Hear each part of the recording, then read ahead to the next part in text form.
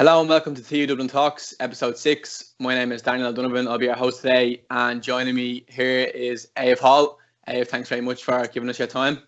Thanks so much for having me. How are you? So if you want to just, I'm good. If you want to just introduce yourself to the people who'll be listening, just so they get a gist of who you are.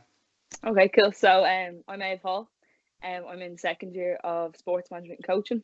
I'm 20 and I'm from Shankill in Dublin. And yeah. So what we have Aoibh on today, for anyone that follows us on our Instagram or our Twitter, we would have done an International Women's Day spotlight on Aoibh because she's the busiest student / coach that we have and is doing a lot for women and girls in sport in terms of promotion, participation, supporting and stuff like that. So we felt that there was still some more to tell. There's only so much you can put on a post, especially on Twitter. You're limited to 140 characters per tweet. And there was a lot that we couldn't say that we'd like for people to know basically about you. Because as we said in our spotlight, that Aoibh, we consider Aoibh as a role model women in sport and in terms of just being a sports management and coaching student. So I'll start off with, so like we said, that Aoibh is a coach and obviously a very good one, sport being football, and obviously played back in your day as well. But just bring us back to when you were younger and getting involved in the sport. How did that happen? How did you actually get involved in football? So basically my little brother started playing football when he was like 5 or whatever, and I wasn't playing at the time, so I think I was like 8 or 9. So when my little brother was starting, I just went over. Like I just used to kick ball with my dad, and then basically in Shankill, the club that I'm coaching in now, basically there was a couple of girls and they started up like a team. I think the start was like six girls maybe, and then someone took it or whatever, and then eventually they got enough numbers for a team, and then there's still, up until last year, the team was still going, and I just played with them the whole time then, through since I was 8 right up until I was like 20. So yeah. So you've also represented the MGL.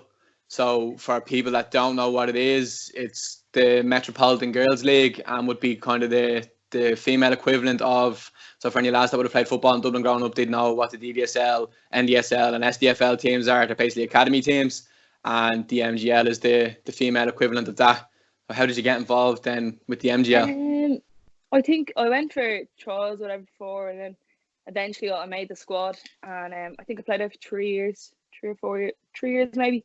I got to captain the team as well, which was nice. And it was good. It was the years I went in. I think the 2 years we played, it was under 18 interleague, so it was constant games, and both years we got to the final. Both years we lost, but it was good. It was a good setup to be in, and then it was just. And I remember you and Tiff and all that. We had our experience out there. Then from that, then they kind of got me involved then with the coaching aspect of things, and then obviously I'm still there now, but me MGL jacket here, repping still. So the MGL will hold a lot of cup competitions for different age groups, and they've all kind of different names as they go on. Like I said there, myself and Tiffany, and would have been Megan Looney as well at the time, had a brief stint doing a bit of coaching out in the MGL. Mick Noonan got us involved, who was a lecturer in the college and also a coach out there. So he had asked us to come out and do a bit of stuff with them. It was more so prehab and things like that, and warm-ups. But through that then, I went down to, I don't know what year it would even be now, it was the Gaynor Cup, which is for under 13s and 15s teams, down in the University of Limerick. I think, were you at that one? That year? I could have, no. Yeah, actually I could have been. Because I remember I went down with Andre Berg and Sarah O'Donoghue. Andre would have been a previous intern, and Sarah was a sports management and coaching student, and I remember us driving down to Limerick together for the weekend. That was a bit of crack. That was good. Yeah, no, it's a good weekend in fairness. It is. We stayed in the student accommodation, and I slept on sofa cushions because there was only the one room. But that was a bit of laugh. But you've also represented Wexford in the Women's National League as well. In your time playing? Yeah, no, I did. I was down there for a little while trying out, and then I didn't do anything with the National League in the end. Same with DLO. Well, it was UCD at the time. I didn't end up doing it. It was the year to leave insert, and and then this is when I was just kind of starting getting into coaching. And then I always kind of, like, you get more, I feel like you'll have more of a career doing coaching than you will playing. So I never really kind of, like, maybe now I'm kind of like, oh, maybe I would like playing the National League, but like, it doesn't bother me too much, because like, when I look at it, I have a lot of friends that play and people that I used to play with that are playing in it, and it's nice. But I suppose I'm involved now with the coaching side of it, which I'm enjoying. But yeah. Yeah, and obviously, like, you've did play for a long time, and now you've transitioned now into being a coach. But like I said, coming from playing with Shankill, from skill girls all the way up, and then being involved with the MGL, and then times with Wexford and Waves and stuff like that.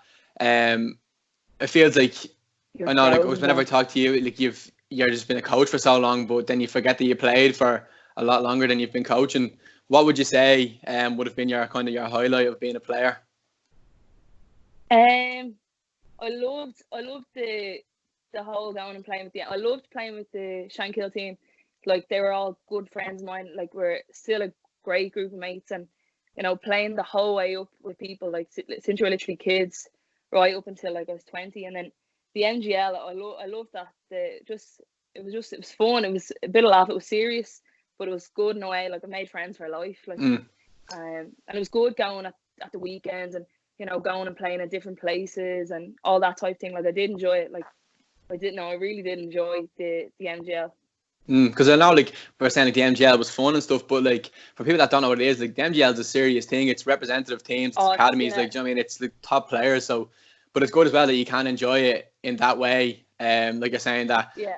I think everyone, like, even I spoke to Dan McKenna and Colin McCabe in an episode we recorded, and asking them what their highlights from playing abroad was, and everyone seems to say it's the relationships you build and the good times you have more than the actual achievement side of things. Like, so I've obviously done me digging into your career and stuff, and seeing that you've won the Lee Brothers Cup and you scored 2 goals and was player of the match in that. And I know people will think, like, oh, that's the highlight there, but I think it really is, like, it's the other side of sport, like the more personal side of things, when you're saying you're making friends and connections, that people kind of overlook when we're talking about highlights. But it's nice that, like, the people we've spoken to, like our own students, that's what we see, what you always value more than just winning things. So you've, like we said, then you've represented a lot of teams, football being huge. We're talking about the post we stuck up on Twitter, and funny enough, like, we've been saving the post for International Women's Day, because obviously it's only one set day. But your dad had sent us stuff, the stuff we were actually going to post. Oh, did so Al Barry, shout out to Aoibh Hall. He's obviously very, very proud of you, and I know he was commenting on the stuff that we posted, and like, he had said thanks to us then, even just for posting it. He's obviously very proud, and must have been and still been very involved in your kind of love of football and stuff. Yeah, no, he's kind of like the reason that I kind of started, you know. And then I have to give to him from like, when I started with those 6 girls way back in the day, like, a while into, he was managing my brother's team at the time, and then he took over, and like, he's like the head of girls football in the club. And like, now there's a girls academy, there's an under 10s, an under 11s, there's an under 13s, there's a 17s, and then there was a senior team. And like, my dad, like, made that kind of, like, got girls in and like fought for girls in the club, and like, made it possible. And like, he still is majorly involved in football, and he brings me everywhere that I have to go. But yeah, no, I have to give it to him. If it wasn't for him, like, I wouldn't be involved in football. It's great to have that sort of role model, like, so close to home. Like, I know some people look up to other players or professionals, stuff like that, but to have someone that's like, it's your father and you have such a close connection, it's good. And you can see how he's obviously rubbed off on you, him doing that much for women in sport, and I think you're doing the exact same right now. Thanks. Then I know we were saying about your dad, like, obviously getting you involved and stuff, and we talked a bit about playing. But you're obviously, like, you're a big supporter of sport. Obviously you go to games. Like, I know you're a Rovers fan, and I won't hold that against you.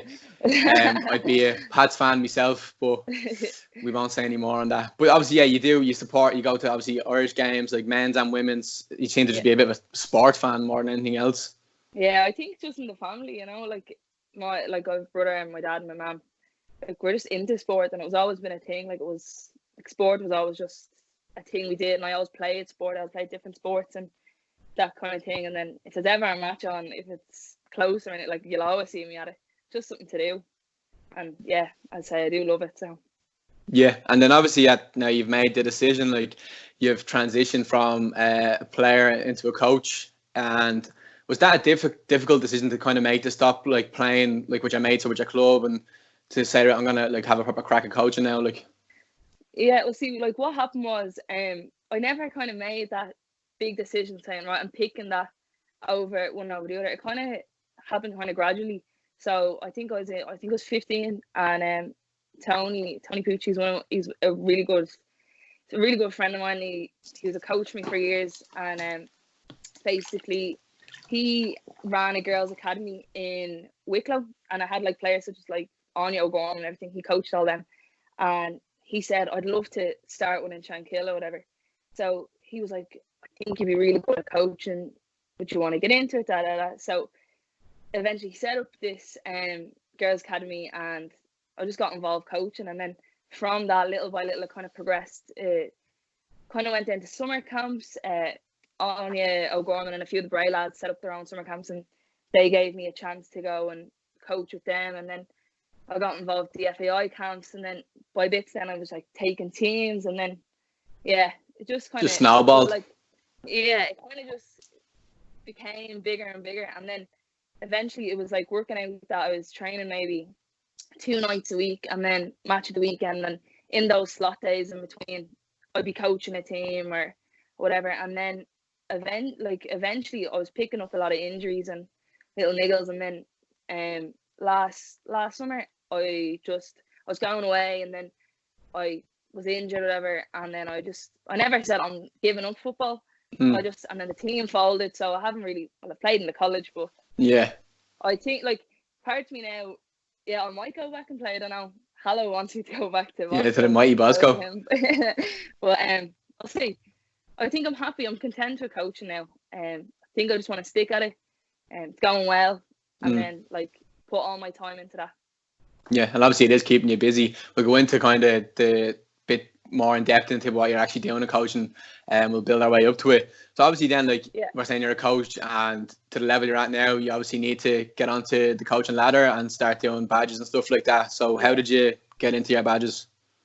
So what happened was, back when this academy, the girls' academy, just started with Tony, I was playing for the MGL at the time, and Sharon Boyle had like brought out this kind of program type of thing. It was female only Kickstart 1. So basically we were asked if we want to do it. A couple of the girls in the MGL or whoever, any females around Dublin that wanted to do it or whatever.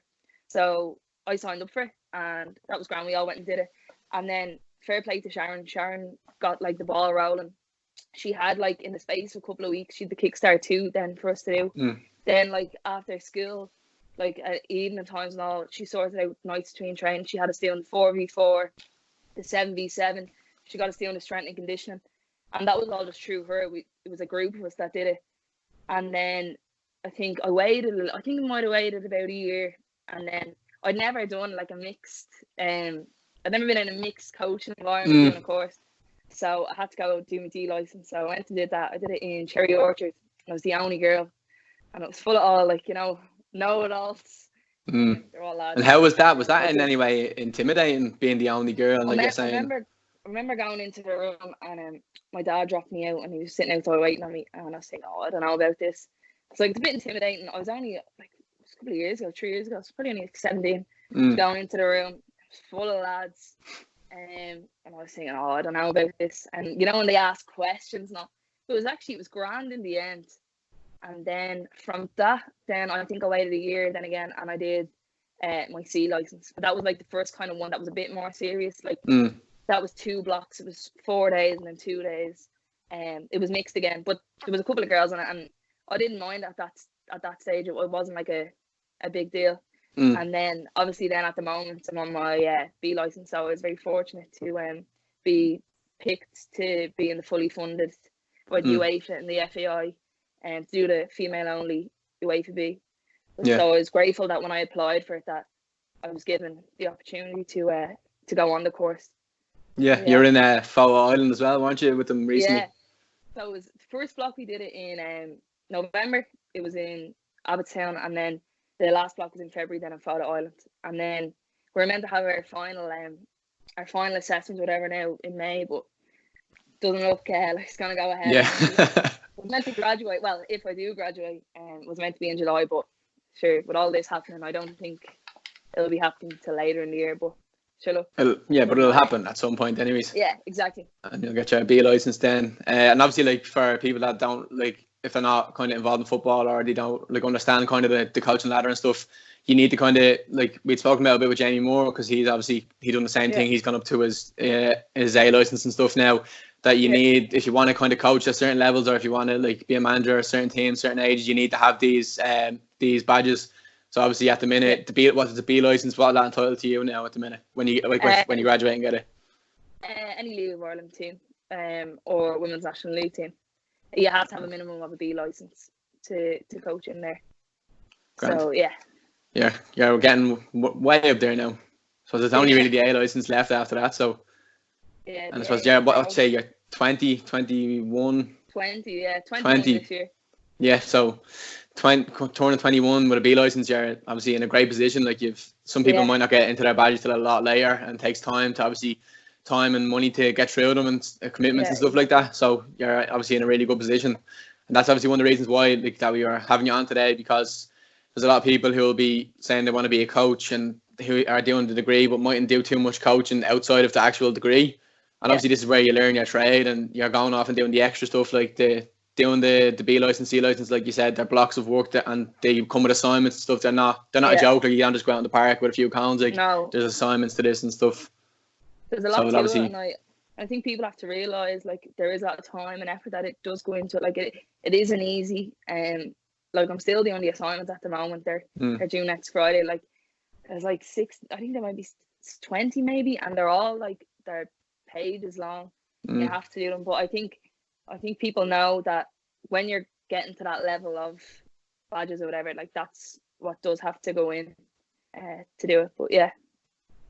But right, so we've kind of touched on all the playing stuff, and you've gone into coaching a bit. So on any given week, when obviously we don't have the coronavirus and we're sitting at home 24/7 more or less, you're coaching a whole number of teams, and more recently you've been taken on to the coaching staff in DLR Waves as an assistant coach. So DLR Waves, which would have been, if people know them previously as UCD Waves, are a women's national league team.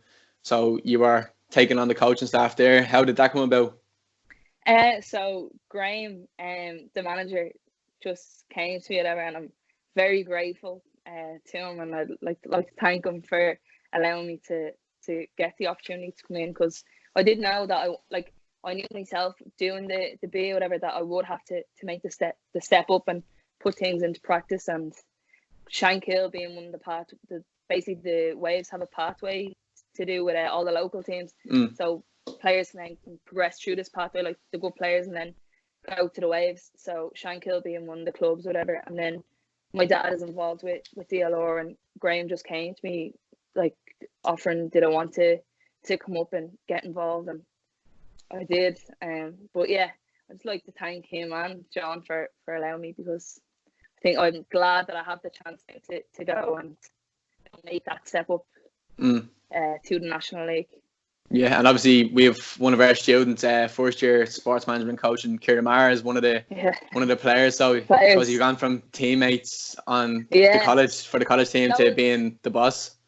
That was one of the things. Like I was a bit nervous and like about because like a lot of these players, like a good load of the team I've played with, only up until a couple of years ago, or I'm friends, and I was thinking, I don't know how they're like, you know, when you're I was thinking, oh, these are just kind of like, they think I'm serious about it or not, but they're so nice and cool about it. Like no one has ever, like, I don't even think they've thought of it like that, because they know that I've put the work in, and they've seen that, you know, I'm doing the badges or whatever. But yeah, it's a weird thing going from teammate to then being then on the coach. And and at times then like you kind of have to like keep that, not division, but there's a line where like you're not a player anymore. You have to be, not that you're never not serious, but you have to be like official, and this is your role now. But obviously there's kind of an interlink between it where you're at this similar age and stuff, and you would have played them, so you can have that bit of a kind of maybe a more a bit of a closer relationship with some of the players, then I think Yeah. that can play into your favour, and you can get along with some of them No, obviously a little bit definitely. more. And obviously, Yeah. like I think it's John. Is it Sullivan or O'Sullivan? John Sullivan, I think. Well, now I'm Yeah, not too I sure. always forget. John obviously would have been a League of Ireland player himself, played for Bray and played with Crumlin United and stuff like that. Obviously he's got a bit of pedigree as well. So, but it's a nice mix between the two. He is like being a bit younger as well, Yeah. and then having Graham to kind of be the head man. Yeah, no, I'm grateful that they're two good coaches, and I'm glad I'm able to go into an environment, where like they're nice lads and they know what they're at. You know what I mean? And you can pick up a few bits off them as well. Yeah, exactly. And it's all like it's annoying because literally I've only started with it, and then obviously the coronavirus has struck, so I haven't really been up. But yeah, no, I'm looking forward to it now when all this blows over and the league starts and being able to get in and get involved. Yeah, and hopefully well, obviously we can't rush it, but as soon as it possibly can to keep everything safe, because I know I'm certainly missing the football and everything. Leaving like the League of Ireland on Friday nights would have been like what I'd more so into. So I've only been to the one actually Women's National League game. Obviously would be a supporter of women taking part in sport and stuff. The first one I went to was Peamount against Shells, so we went out to watch Ellie and Nisha. It was the week, so they played Shells the week before, and if they had won, they would have won the league, but they were beaten, and then they played them the following week in the semi-final to get to the Aoibh, and they won. So that was kind of my first. Obviously, had watched say women's games elsewhere, but not actually women's national league. But that was really good. It was like good standard to the game as well, where a lot of people are thinking, it's a bit of Dawson, like, you know what I mean? They kind of discredit it. Yeah, I think people think, it's only girls football, but like genuinely, like if you go and watch a game or whatever, like the standard of players and teams are seriously good. Like I think everyone should push themselves, or if you have time, do definitely go and watch a game. Like it is well worth going to see. Like yeah, cause that's what I said to myself after. Like I'll definitely be coming back to watch a few more games. Like you mentioned, Anya O'Gorman there. Coaching with the camps. Obviously she played for Ireland senior women's national team there in their game in Tallaght Stadium, and she plays for Peamount, so it's a bit different in the sense where you've kind of your top League of Ireland players bar Jack Bourne, James Talbot, and what's the other fella off Rovers, Graham Burke. But there's very, very seldom a men's League of Ireland player will be called into the Irish senior men's team. But you see a lot more of it in the women's team, where the players who are playing in the senior team are not essentially playing in England, where all the Irish men's players are. Do you know what I mean? So we still have some of our top players here that are still home playing, which is good to see. Yeah, a lot of the girls, a good few of them now do play for the national team, or whatever. There's a good few that play away, but there is players still in the league that are playing, and same with under 19s and things. A lot of them play in the national league and then play for Ireland as well. Yeah, even obviously we had Ellie, our own student, who was called up for a friendly in the game. It was called for 2 games, but she played against the USA, who are current world champions, which is insane. And then she was called up for, what was the other game? It was in Montenegro or something like that. Or one of those sort of teams anyways, which was fantastic. Obviously Ellie being another sports management and coaching student, and the player for the college as well. Speaking of college football, obviously you said earlier on that's where you still do your bit of playing. That's where you can still get the minutes. Obviously you're so busy with all the other coaching, it'd be hard for you to even try and train and play games. But talk to us a bit about college football, like just your experience with it since you've come in, how you found it. Yeah, no, I love the college football. I think it's great. It's a great group of girls from even last year and this year. And there's some really good players, you know what I mean? I think there is possibilities for us to do really well and things. And I think it was good last year. We did a trip away, up to Belfast for the final, and then winning the futsal was a bit of a laugh. And then this year the same again. The futsal as well, and the matches. We're just unfortunate really with the numbers, but hopefully now next season maybe a few new students might join and we can get going again and hopefully win a few games. Get to a final maybe. Something I couldn't get used to. So if anyone that doesn't know, I was the gaffer for the girls team this year. and was really looking forward to it. I had said to myself, I remember I was in fourth year, obviously of college, and would go out and watch the games where I could. And I think we went to one or two of the away games as well. So tried to get out and support the girls and stuff because they're obviously really good group and stuff, and played some nice football. And I was like, obviously planning on applying for the internship, and I was like, right, if I get this internship, I'm going to take the girls team. And like you said, we had a good year, a bit of laugh and stuff. Some of the results went our way and some didn't, but we also had a couple of games where we were playing with like 9 players after injuries and stuff, people going down. But like I said, I think it's a nice mix. Like you have the likes of, so we've mentioned Ellie, who has gotten a senior national team call up, who would play, and then you have girls who will get involved just because they want to try out football. So you've like literally people playing at the top level of their sport and girls that are only introducing to it. So it's a nice sort of mix. I think it's good with the team. Like no one looks at anyone differently. Like no one's like, oh, I play for such and such, and then someone that doesn't play. Like I think it's just an all-round good group of girls, and like everyone's just there to play football for the same reason, you know. But yeah. And like you said, obviously you have been successful winning the futsal last year, getting to finals and stuff. Obviously it's very different, and like I can relate to you in some point of going from being in the dressing room as a player and being in the dressing room as a coach or a manager. It's obviously you're very different in your kind of approach to it. Obviously you can be more relaxed, I'd say, as a player, and you'd be one of the characters in the dressing room. And I remember you came home from a match last year with a wet floor sign. Do you want to elaborate a bit on that? Oh, we were just messing, I think, down in Waterford, and there was a wet floor sign. I'm not saying we didn't rob it. We borrowed it. We rented it, and it was just a laugh. I think we wrote a load of things on it, little quotes and stuff that we were saying throughout the year.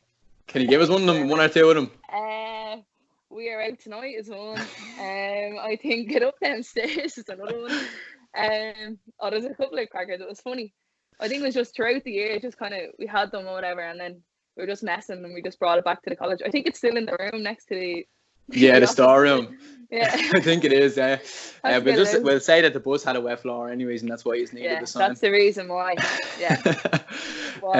But I think, like, obviously being involved, I've played obviously across 4 years, and then been involved with yourselves and been involved with the men's second team.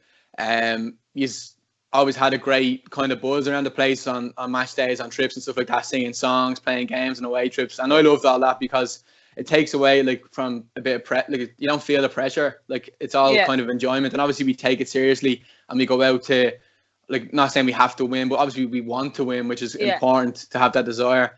But just to enjoy it as well. I remember this one fondly, that we went to Dundalk with 11 players, and so obviously no subs, and you're kind of looking like they have a couple of decent players, and you're playing on a big pitch in Oriel, on the Astro. It's going to be hard to kind of last for 90 minutes without bringing on a sub, so you have to kind of play a certain way, and we went out and got the win, and that was great.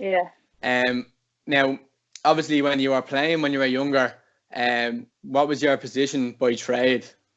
It kind of changed. I used to love playing out on the right wing. That was always my thing, and then played as a striker for a while, and then in the last like 2 or 3 years of playing, I played as a centre mid. And I really enjoyed it. Like I'd never thought it'd be a position I liked to play, but no, I do like that now. If I was to play football again, I think I'd like to play as a centre mid. Yeah, from that game in Oriel, was it? So if people, a lot of our games were away this year, and I think I've played Aoibh nearly everywhere, bar a goalkeeper, just because there was, like I'm saying, times where we have 11, and there's times where we have to obviously play a certain way or to a particular system, and just like knowing you, and obviously that you've gone on, you're doing your B license, I know you understand the game, and there was times where you're looking around the dressing room or on the team. She's like, right, who can I get to do a job in a certain place that might not be natural for them, but they can get through it. And that's where I would have pulled you around a lot, because I knew you understood it, and obviously done your best in every time that you did, and got us through games and stuff, and got us a couple of wins. When then, so you finished playing, obviously you've gone to coaching. I'd said, like, on a given week you're really, really busy. But people don't, like, when I say busy, like, it's easy just to say the word, but can you just say, like, give us an example of a week on what you're doing between coaching, playing in the college, college work, B license assignments, Yeah. everything. Give us a typical week. So I obviously don't really live near Blanche, so it takes me like an hour and a half, 2 hours to get to college. So I have to get up at 6 to go to college or whatever. So I usually get there to the bus into college until whatever time, and then Monday is my only day that I don't have it, and so I usually go to the gym on a Monday evening when I come straight home from college, and then Tuesday then same again. I'll go to college or whatever, and then Tuesday nights I coach 2 teams. So I'll have an under 10s and 11s first, and then I'll coach my under 13 team. I won't get home till like 9:30 or so, and then college then on a Wednesday. Coach in the schools then on a Wednesday in the college. Then Wednesday nights I'll go to up to Dealer Waves. I won't get home till late, and then Thursdays same again, up for college, go to college. Thursday nights then I have my under 14 team, so I won't get home till late, and then Friday nights I'll go to MGL training, and then if Rovers are at home, I'll go to the Rovers game straight away after that. And then Saturday morning, so I work as well, because I have to you need to make that money. So on a Saturday morning, I have a girls' academy that I run with Tony that I said earlier. So I do that for an hour in the morning, and then I go to work at 1 till 6, and then Sunday work. And then if I'm not working, if I have to take a day off work for like a game or qualifier or whatever, I take that off. But I'd say now with the Women's National League and stuff starting back, if I'm not in work, I'll be at that, or on a Saturday evening, I'll be at a game if they're at home or away or whatever. I can make it. So that's what we mean when we say busy. Yeah. There's not many people like trying to. I can imagine any student wise that are trying to juggle that amount of stuff, and it's obviously not easy, but you do it, and obviously when we say do it, you're not just kind of coasting through. You're keeping your standards up, doing well in college and doing well with the coach and stuff like that.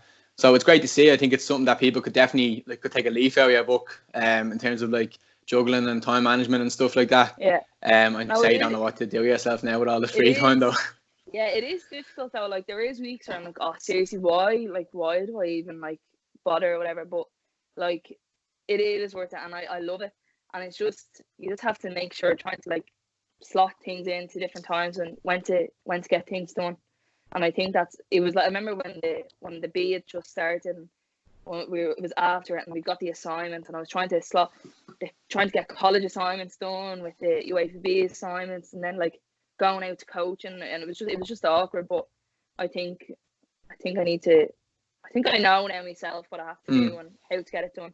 But yeah, I think people should it is possible to do it, and yeah.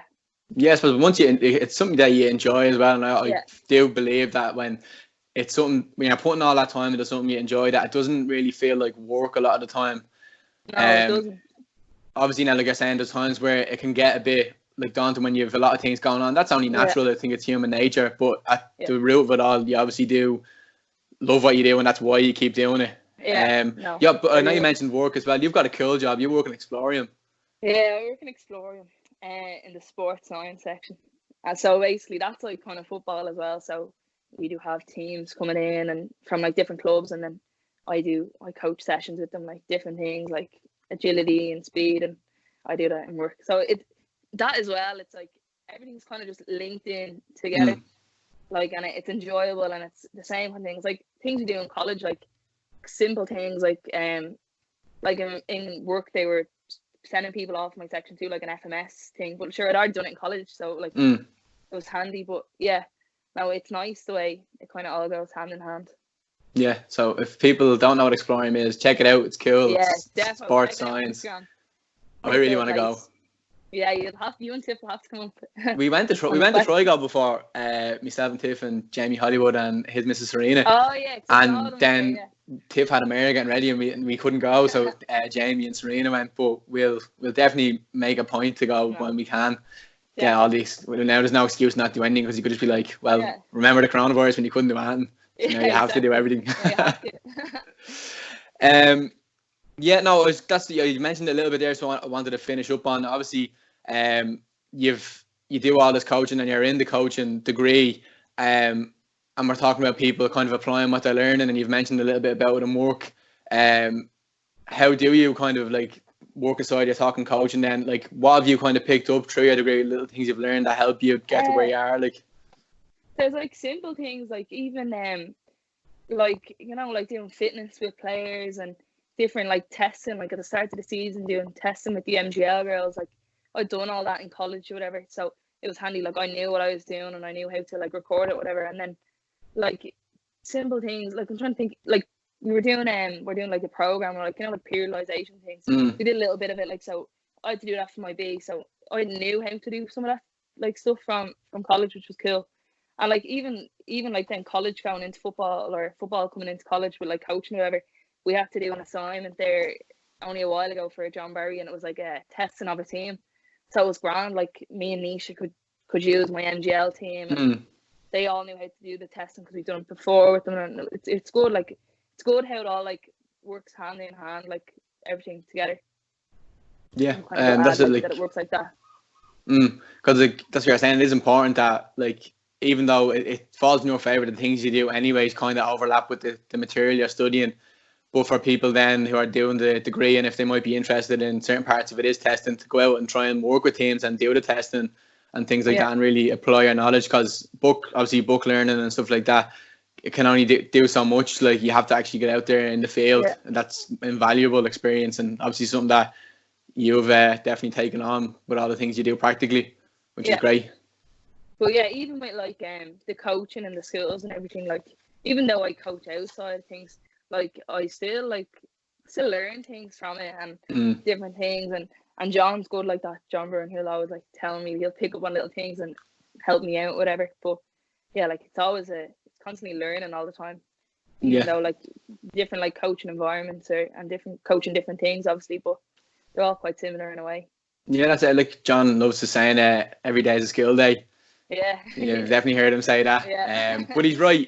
And even Jamie, when I speak to him, he's obviously gone to the top of the coaching badges. And he's still saying, like, there's always things to learn. He'll take notes and things. If he's watching matches, if it's like a League of Ireland game or an LSL game or something, if it's something he thinks is good, he'll take notes.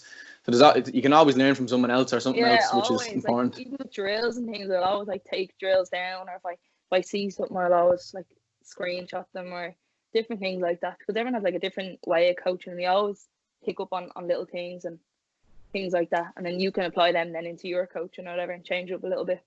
Right, well, we'll finish up with the future. So you're about to finish the B. What's kind of next couple of years? Obviously you still have just over 2 years left of your degree. Just talk to us, like, for the next, until you kind of get through second, third and fourth year coaching. So what's your plans roughly? Well, I think I'm gonna get more involved with the National League. I'm gonna try put everything to one team. So I'm gonna finish things out and then hopefully see what happens and just focus on one thing rather than juggling everything all the time. I think just sticking with one thing and then just going with that, hopefully, and just and then even like a simple thing like this summer, I'm thinking I'm going to set up my own thing of summer camps. Oh really? So, so that's what I'm gonna do. Have you got a name for them yet? That's the thing, I haven't picked it yet. I'm trying to think of a name, so if anyone has any names, suggestions, hit me up. And then hopefully then just do that for the summer, because I've always worked through the camps for other people during the year, so I'd love to give it a go myself and see what happens. Like, yeah, why not? So suppose you've coached so many kids and all at this rate that you should have some customers ready to go. Like, I should do. But just finish out the degree, hopefully, do well in it and make sure I pass everything and get out with a good degree, and then hopefully then look for a job. Into the big bad world. Yeah, the big bad world. Right, well, Aoibh, thanks for giving us your time today. We really appreciate it and telling us your story and stuff. It was like, obviously I know some of this already, but I hope for everyone listening that you still like take a bit of knowledge from it. Like we said, Aoibh, we consider Aoibh as like one of our kind of role models as a student and as a coach and stuff like that. So if you're ever looking for anything to do with coaching or women's football, that's your person to hit up. Thanks so much for having me. Really do appreciate it, and just want to give people like an insight and show how like the different things from like playing to coaching and how it's possible, like in the female game, or if you are a girl or whatever. Yeah. Yeah. Thanks so much. And for everyone listening at home, thanks for coming to our TUD Talk, and we'll see you again soon.